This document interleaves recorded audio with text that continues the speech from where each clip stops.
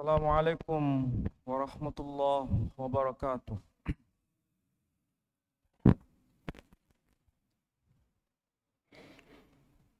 Alhamdulillahi rabbil alamin. Alhamdulillahilladzi anzala ala abdihi alkitaba wa lam yaj'al lahu iwaja. Ashhadu an la ilaha illallah wahdahu la syarika lah. Wa ashhadu anna Muhammadan abduhu wa rasuluh la nabiyya ba'da. Qala Allah Ta'ala fil Qur'anil Aziz. A'udzu billahi minasy syaithanir rajim. Bismillahirrahmanirrahim. Wa qadayna ila bani Israil fil kitab. وقضينا إلى بني إسرائيل في الكتاب لتفسدن في الأرض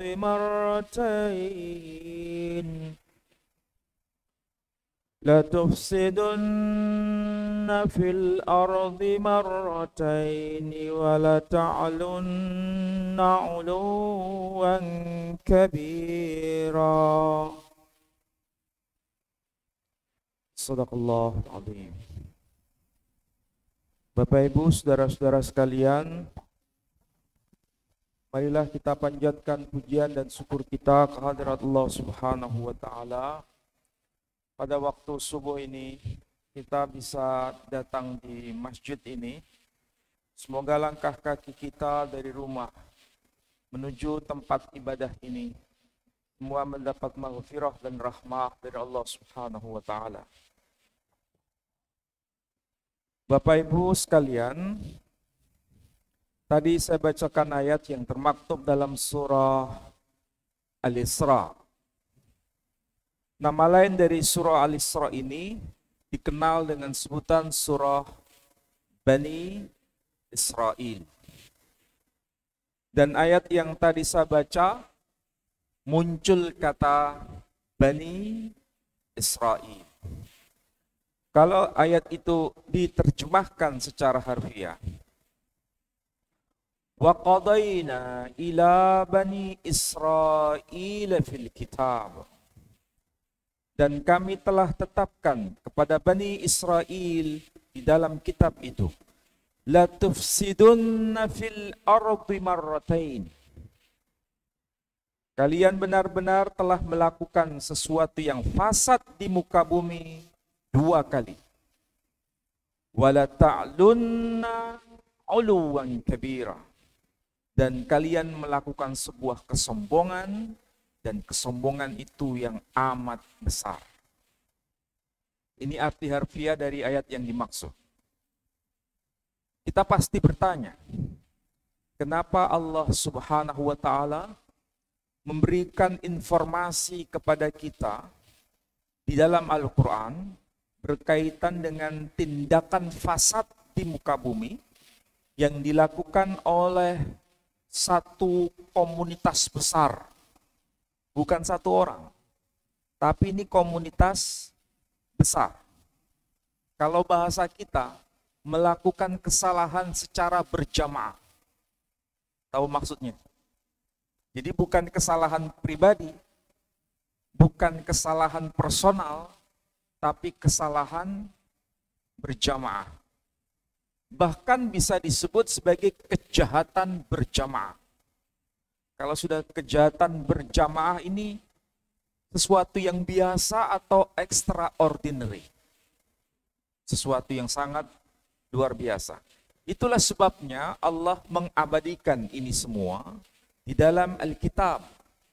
Kitab yang dimaksud di sini saya pun bertanya. Ternyata itu tercantum dalam kitab mereka sendiri.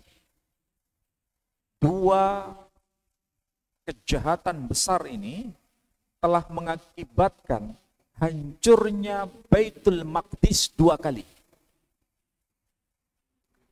Kalau saya sebut Baitul Maqdis, yang kita pahami, itu di Mekah atau di Palestina? Di Palestina.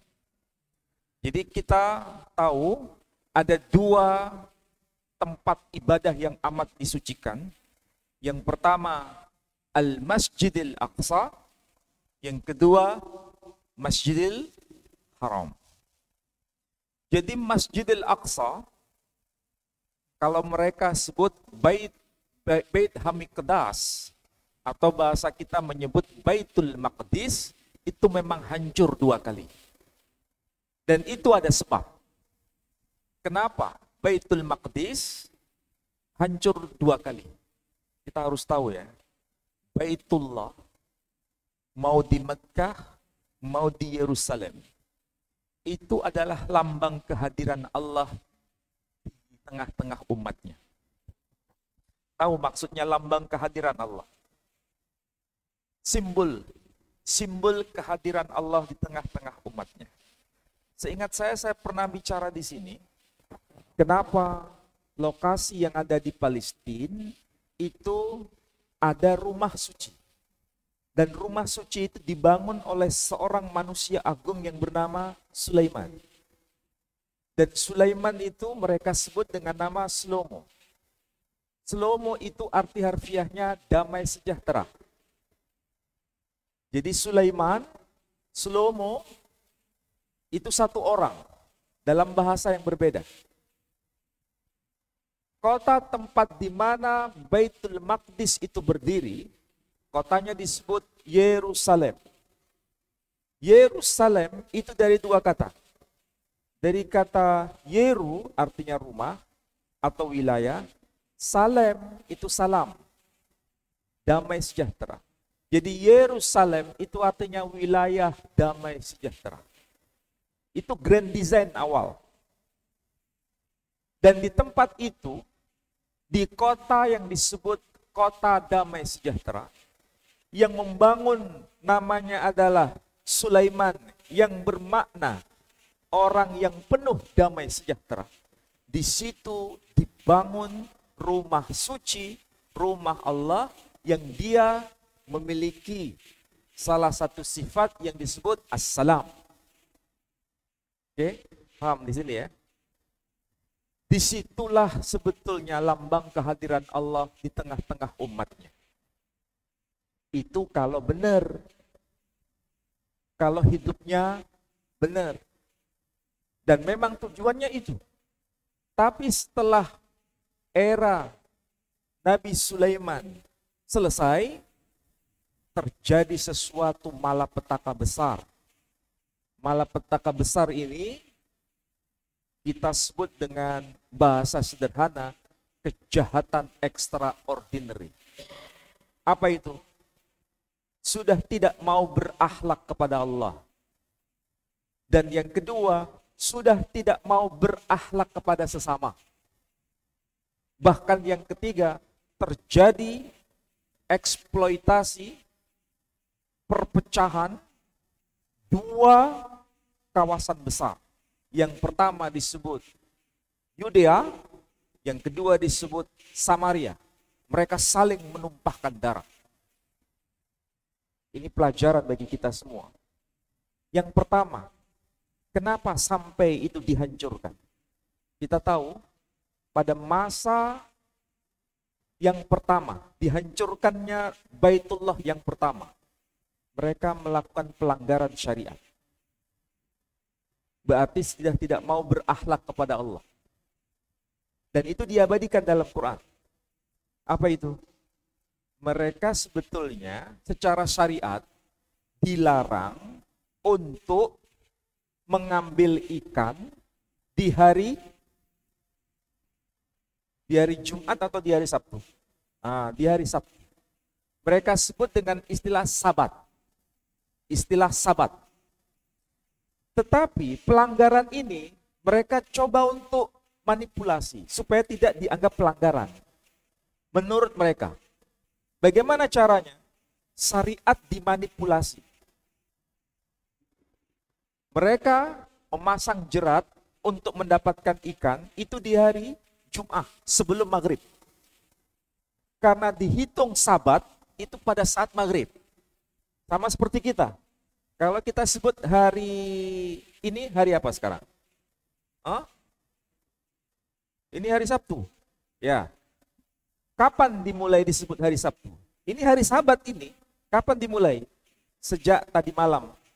Ketika matahari terbenam di hari Jumat, mulai dihitung hari Sabtu. Sama seperti kita.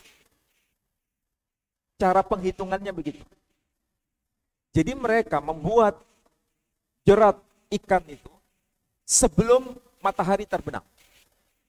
Supaya apa? Tidak dianggap melanggar Sabat. Tapi mereka orientasinya materialistik. Apa itu? Karena di hari Sabat itu ikan-ikan semakin banyak. Jadi mereka menjeratnya di hari Jumat. Nanti ngambilnya bukan hari Sabat karena dilarang. Nanti ngambilnya setelah maghrib nanti. Yang disebut sebagai hari Ehad. Hari apa? Hari Minggu. Yakni hari pertama. Kalau kita menyebut Ahad, mereka menyebut Ehad. Jadi begitu caranya memanipulasi syariah. Kira-kira paham yang dimaksud? Jadi supaya dianggap suci, tapi sebetulnya itu enggak suci. Itu suci yang KW. Tahu maksudnya? Seakan-akan suci padahal enggak. Di hadapan manusia mungkin benar. Tapi di hadapan Allah dia telah menipu Allah sendiri.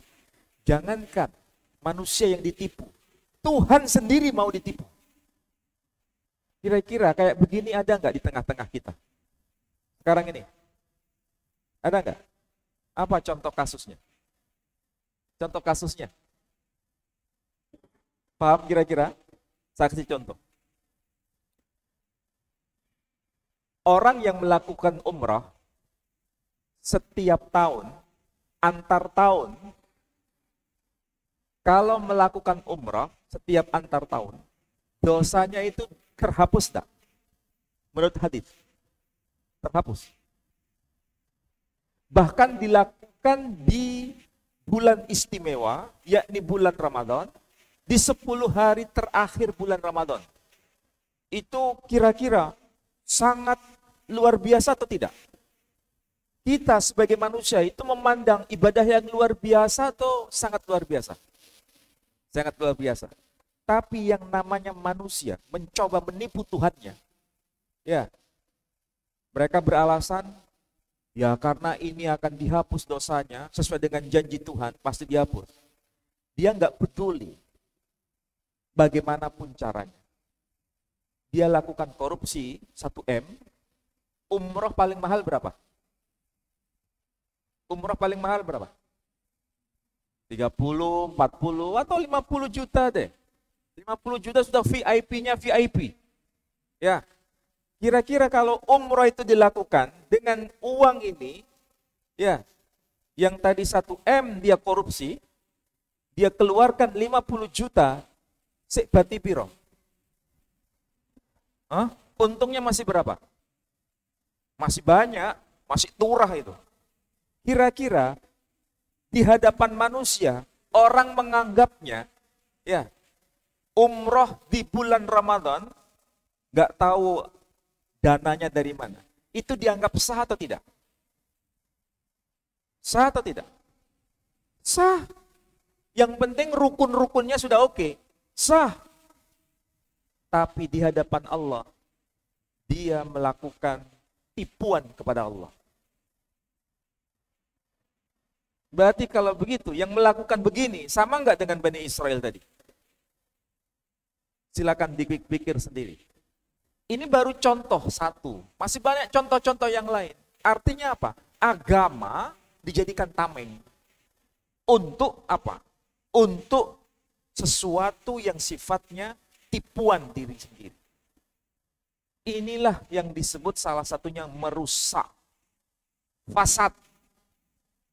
Fasad kepada Allah. Sudah tidak mau berakhlak kepada Allah. Dan ini bukan sekali dua kali Bani Israel melakukan itu. Ini yang diabadikan. Yang tidak diabadikan masih banyak.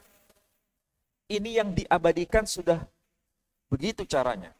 Makanya kalau kita baca kitab-kitab tafsir, mau tafsir yang tebal, tafsir At-Tabari, ataupun tafsir Ibnu Katsir, bahkan tafsir yang tipis, cuma 1 jilid. Ini penting di rumah sebetulnya. Tafsir Jalalain. Itu menyebutkan hal kayak begini. Bani Israel itu melakukan pelanggaran terhadap Allah dengan cara tidak mau berakhlak lagi kepada Allah. Meskipun secara casing itu sepertinya beribadah. Kalau mereka ditanya, kenapa menjerat ikan? Mereka beralibi. Loh, saya tidak melanggar hari Sabat. Kan saya menjeratnya di hari Jumat. Ngambilnya di hari Ahad. Sabat dia nggak melakukan apa-apa. Dia hanya menunggu. Karena khawatir kalau itu melakukan kegiatan di hari Sabat, itu sama dengan melanggar syariat. Jadi yang dilakukan Bani Israel di hadapan manusia, bahkan di hadapan kita, itu melanggar syariat enggak? Sepertinya melanggar syariat enggak? Enggak. Tapi di hadapan Allah dia telah menipu. Kenapa? Dia ingin dapat sesuatu yang lebih besar. Karena ikannya besar di hari Sabat itu. Bahkan sampai hari ini pun mereka melakukan hal yang sama. Supaya nggak melanggar Sabat. Kalau mereka ya, hari Sabat itu nggak boleh menyalakan api. Nggak boleh. Listrik itu dianggap sebagai api. Tapi bagaimana caranya supaya tidak melanggar Sabat? Supaya hotel bisa tetap beroperasi. Gimana caranya? Gimana caranya? Sampai nanti kalau saya jelaskan terkejut sampai. Jadi supaya tidak melanggar Sabat, jam 5 sore itu kan matahari belum terbenam. Semua listrik dinyalakan. Termasuk eskalator itu dinyalakan secara otomatis. Bisa berjalan. Dinyalakan.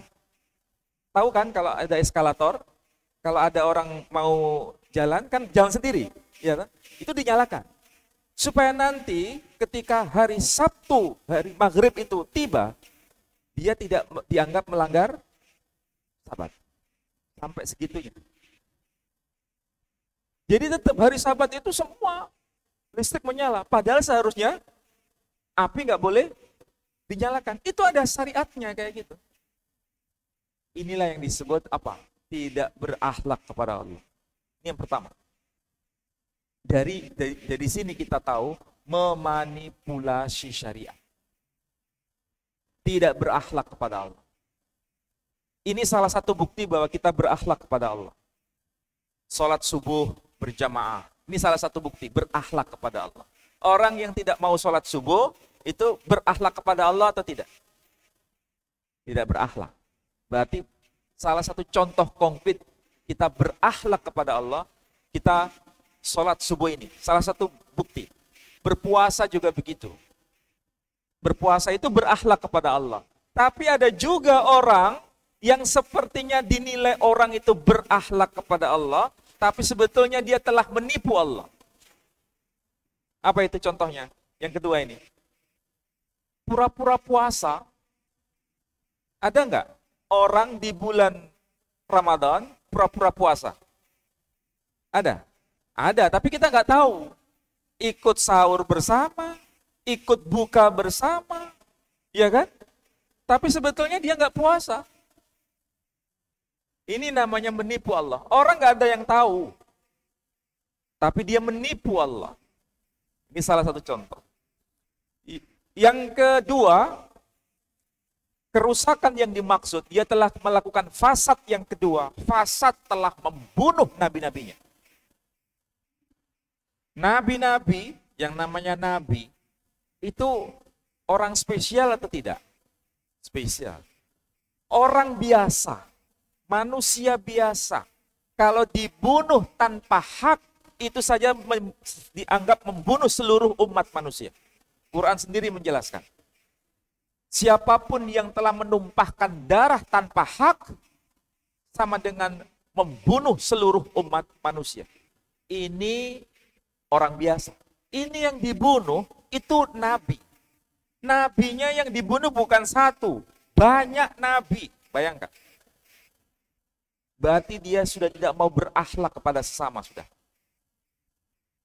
Dan ini sebuah pelanggaran. di hadapan Allah. Bahkan pada penghancuran bait suci yang kedua, sebelum dihancurkan ya, diutus nabi besar di kalangan mereka. Siapa itu? Nabi besar yang paling akhir di kalangan mereka. Siapa itu? Nabi Isa alaihissalam. Nabi Isa itu nabi yang terakhir di kalangan Bani Israel. Setelah itu nggak ada lagi. Yang sebelum beliau itu Nabi Zakaria diutus. Bagaimana Nabi Zakaria meninggalnya? Digergaji.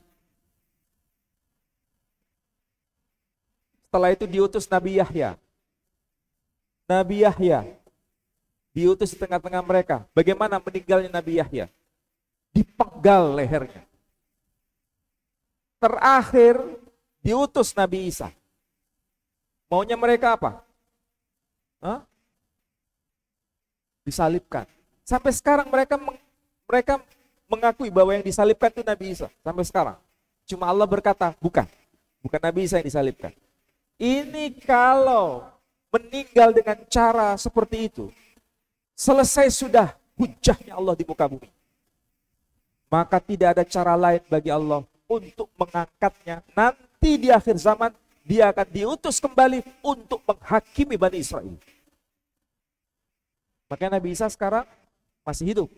Dia akan datang kembali di tengah-tengah Bani Israel untuk menghakimi mereka. Kalau tidak ada, selesai sudah. Inilah karakter Bani Israel yang sampai sekarang juga begitu. Orang-orang Palestina itu dianggapnya sebagai apa sekarang? Dianggapnya sebagai apa? Orang yang harus dihabisi semua. Ini kerusakan betul. Makanya sebelum Nabi Isa dia diangkat ke langit ya, menurut kita dan menurut kaum Kristiani, Nabi Isa itu berkata di hadapan Bani Israel yang ada di Baitul Maqdis. Waktu itu sangat megah Baitul Maqdis. Dia berkata begini. Ini tercantum dalam kitabnya kaum Kristiani. Yerusalem, Yerusalem. Dia berkata begitu. Aku rindu untuk mengumpulkan kalian seperti induk ayam mengumpulkan anak-anaknya. Tapi kalian tidak mau. Saksikanlah, wahai Yerusalem, Yerusalem. Dia ngomong di hadapan para ulama itu di Baitul Maqdis. Saksikanlah, wahai Yerusalem, Yerusalem.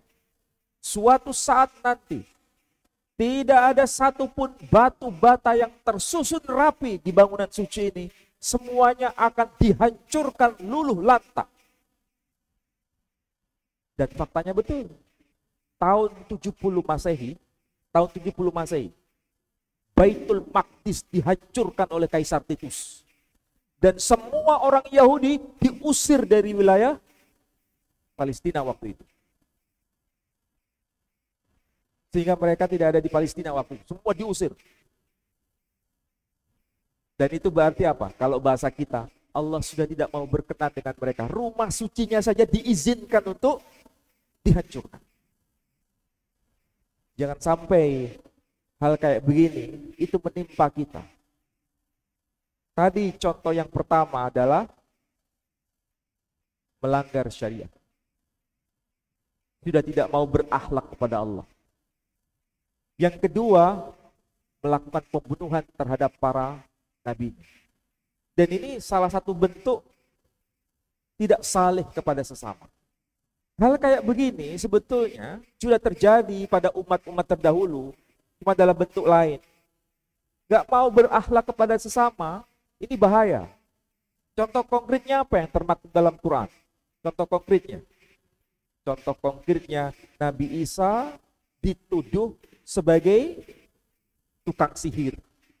Ibunya dituduh sebagai pezina. Ini sudah tidak mau berakhlak kepada sesama. Sudah sangat-sangat luar biasa kejahatannya. Bahkan Nabi sebelumnya, Nabi Shu'aib, umatnya juga melakukan kesalahan juga. Tidak mau berakhlak kepada sesama. Contohnya apa? Umatnya Nabi Shu'aib itu. umatnya Nabi Syuaib itu melakukan pelanggaran mengurangi timbangan. Kalau mengurangi timbangan, ini tidak bicara mengenai bendanya, benda untuk nimbang yang 1 kilo, 2 kilo. Apa itu namanya? Timbel ya. Ada 1 on, 2 on, itu kan? Ada 1 kilo dan sebagainya. Itu timbangan. Bukan itu sebetulnya, bukan sekedar itu. Tapi yang dimaksud adalah melakukan korupsi dalam persoalan perdagangan. Dan ini bagian contoh kecil. Artinya apa? Melakukan korupsi dalam aspek kehidupan itu. Jadi kalau kita melakukan korupsi, apapun itu bentuknya, itu sebuah pelanggaran tidak saleh kepada sesama. Mengambil hak orang lain yang bukan haknya. Sekarang ini jejaknya kita ikutin enggak? Ada di sekitar kita enggak? Ada. Korupsi itu betul-betul sudah menjadi bagian. Kayak tadi saya bilang, ambil 1 M, digunakan untuk agama 50 juta, yang dia pikirkan sisanya. Jadi Tuhan hanya dimanipulasi dengan kayak gitu. Atau coba sekarang lihat, ini kita kadang-kadang gak jeli. Anggota DPR, silakan cek sendiri. Anggota DPR itu gajinya berapa? Terus channel-channelnya berapa? Supaya dia tidak dianggap negatif oleh orang-orang, dia bangun pondok. Atau sebagian uang yang dia lakukan kecurangan itu, dia serahkan di pondok. Supaya apa? Menghapus dosa-dosanya. Ada nggak kayak begini? Banyak. Banyak. Ada. Salah satu pondok di tempat saya itu ada gitu. Saya tahu sendiri. Ada. Dan itu sudah tidak berkenan di hadapan Allah Subhanahu wa taala. Jadi kita harus pegang dua ini ya. Berakhlak kepada Allah. Itu harus. Berakhlak kepada sesama. Itu harus. Karena fasad itu dalam Quran itu jelas lugas. Fasad. Ternyata dalam Quran itu fasad itu diulangi sebanyak 50 kali. Fasad dalam ekonomi, fasad dalam masalah rumah tangga, fasad dalam masalah sosial dan lain sebagainya. Semua itu diulang sebanyak 50 kali. Kita pasti bertanya, apa sih makna fasad? Ternyata ada lawan katanya. Lawan kata fasad itu adalah sholah, saleh. Kalau bahasa kita, saleh. Saleh, sholah itu dalam Quran juga diulang 50 kali. Berarti kalau begitu, fasad itu lawan katanya soleh. Sama seperti dalam Quran istilah panas, har, itu disebut 4 kali. Lawan kata panas apa? Dingin. Dalam Quran istilah dingin itu bard. Misalnya ada ayat yang berbunyi ya narukuni bardan wasalaman. Bardan, bard. Ya narukuni bardan wasalaman ala Ibrahim. Wahai api, jadilah dingin dan jadilah keselamatan atas Ibrahim. Barat itu 4 kali. Lawan kata barat, dingin, yakni panas, kata har juga diulang 4 kali. Berarti ini lawan kata. Sama seperti fasad dan salih. Diulang masing-masing 50 kali. Ada lagi misalnya kata al-malaikah. Al-malaikah. Lawan kata al-malaikah dalam Quran itu as-sayatin. Jadi kalau ingin tahu apa itu setan, kita paham malaikat. Kalau ingin tahu apa itu malaikat, kita paham setan. Masing-masing diulang 88 kali. Berarti ini merupakan penjelasan yang saling melengkapi. Nah, kembali pada pembahasan tadi. Fasad itu berarti lawan katanya saleh. Bumi ini hanya diwarisi untuk orang-orang yang saleh. Dan Quran mengatakan, walaqad katabna fis zabur min ba'di dzikr annal arda yarithuha ibadiyas salihun. Sungguh bumi ini diwarisi oleh orang-orang yang saleh sebagaimana telah tertulis dalam kitab Zabur dan dalam Lauhul Mahfuz. Jadi bumi ini hanya untuk orang-orang yang saleh. Hanya orang yang saleh yang berhak mewarisi bumi. Selain orang yang saleh nggak bisa. Saleh itu jangan hanya dilihat pakai sarung. Jangan dilihat seperti pakai sarung kayak saya ini saleh. Kemudian kemana-mana pakai sorban, itu bukan saleh. Kemana-mana pakai kopiah, bukan saleh. Kalau pakai kopiah, pakai sarung, pakai sorban, kemudian berdagang di pasar, ngentit, tahu ngentit? Berbuat curang, mengurangi timbangan. Kira-kira ini soleh atau bukan? Bukan soleh. Soleh itu bukan dari kese. Soleh itu dari tindakan. Itu soleh.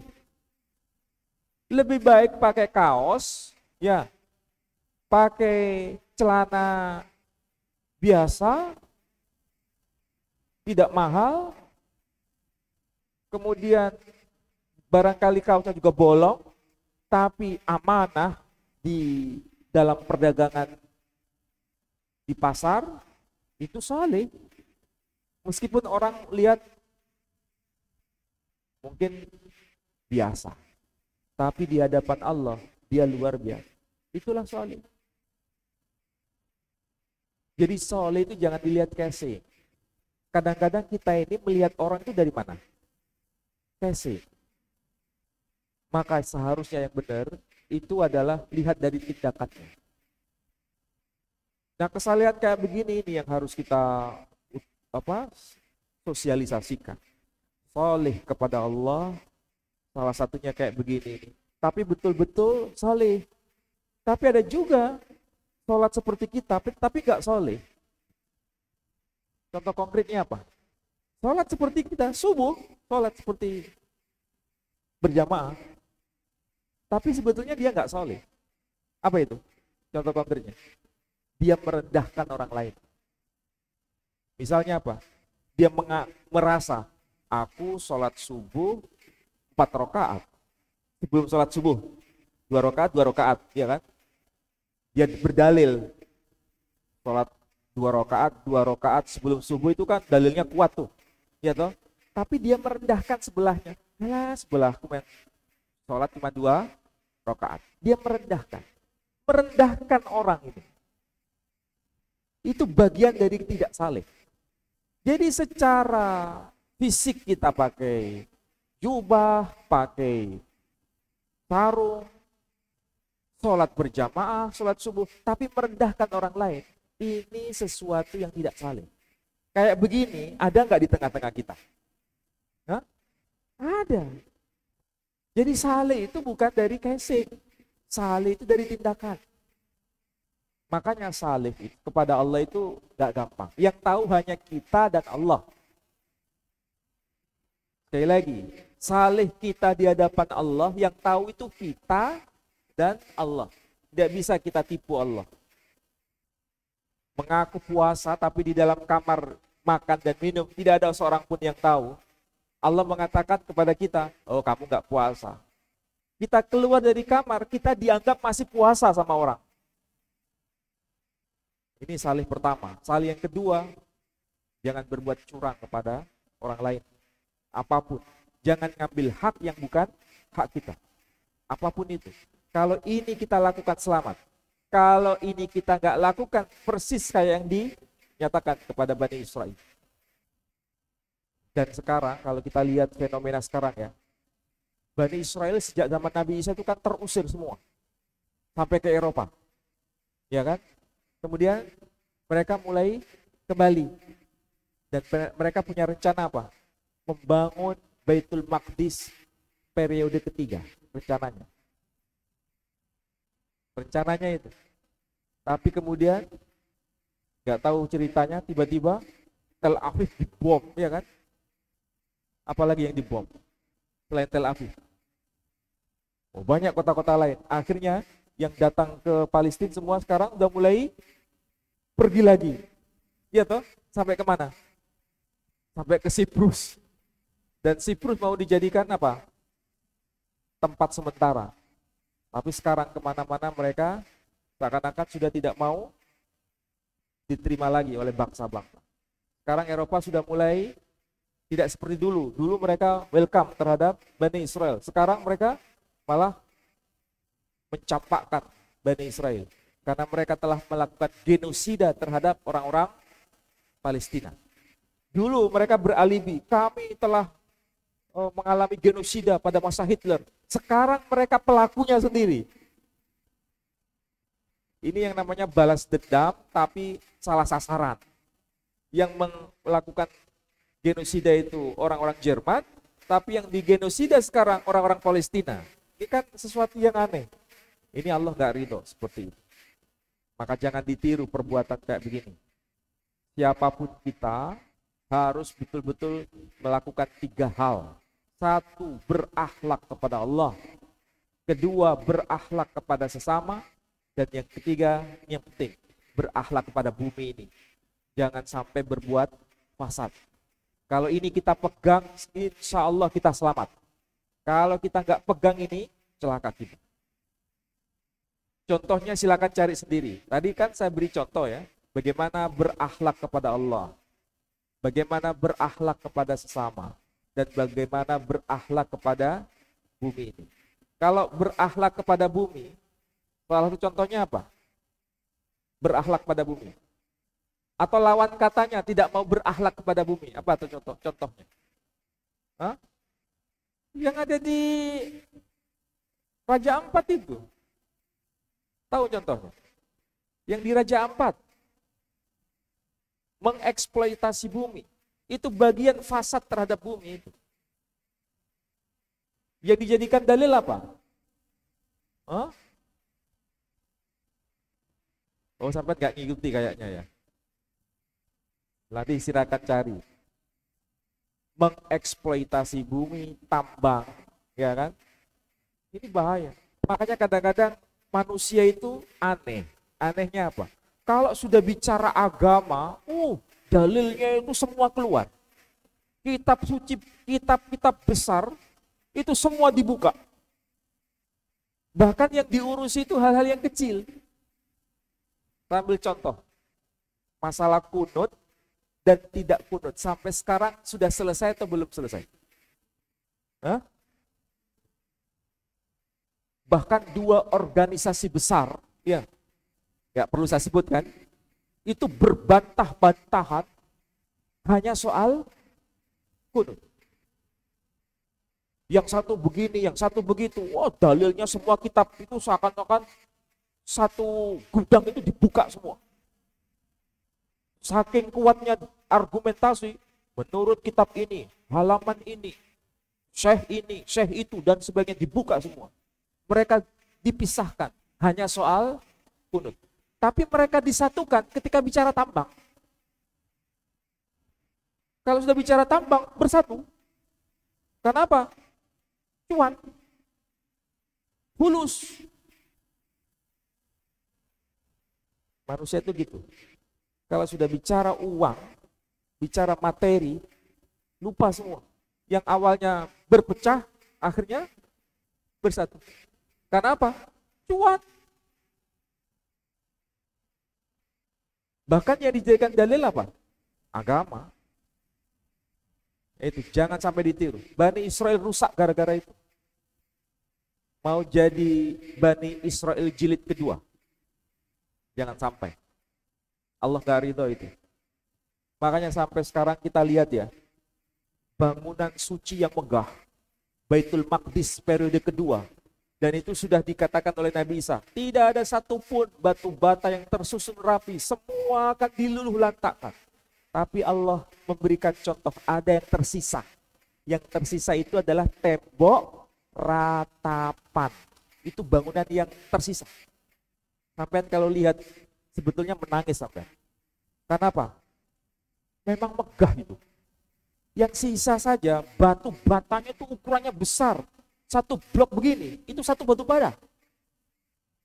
Satu blok ini loh, itu satu batu bata.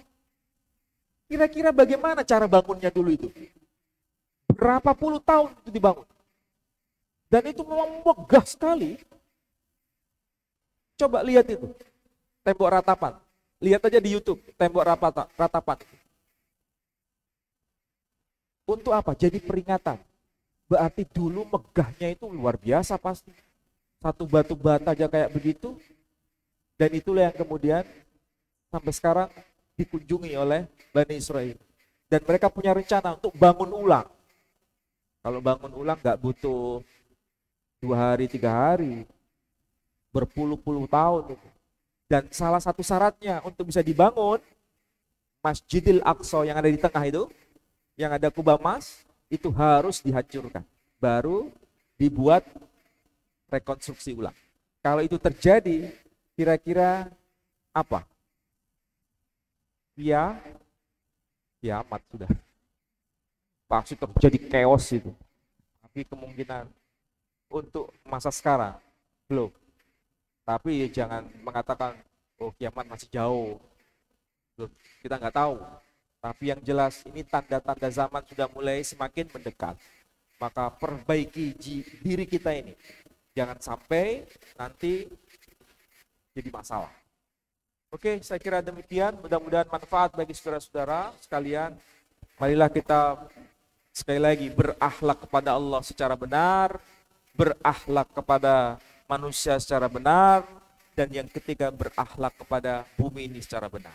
Mudah-mudahan Allah selalu membimbing kita. Baik, ada yang mau tanya? Kalau nggak ada yang tanya, berarti sudah benar semua. Sudah paham. Oh, oke, satu. Waalaikumsalam.